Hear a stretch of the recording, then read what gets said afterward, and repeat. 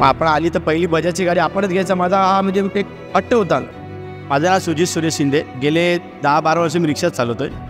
बजाज नुसतं नावावरती लोकं घेतात, त्याच हिशोबाने मी या नावावरती बजाज इलेक्ट्रिक गाडी घेतली. आणि पॅसेंजर बसल्या का पहिला खुश होतो, बाबा गाडीचा आवाज येत का नाही.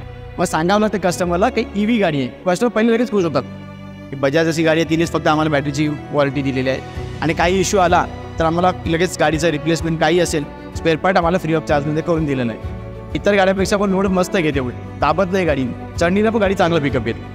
आणि मेन म्हणजे ट्यूबलेस टायर आहे याच्यावर. मला 130पर्यंत मिळतो कंपनीचं.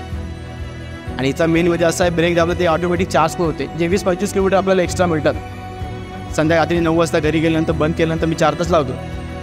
मेंटेनन्स गाडीचं झिरो मेंटेनन्स, ना ग्रीसिंग आहे ना काहीच नाही. आणि बचत म्हणजे सर आपल्याला गॅस भरा जायचा आहे, तो 350-400 रुपये लागतो.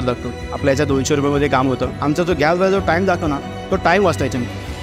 ही जी बजाजची गाडी आहे ती माझ्या मित्रांना नक्की सांगेन तुम्ही घ्या. काही याच्यामध्ये नुकसान नाही आहे आणि आपल्याला नक्की याच्यामध्ये फायदा आहे.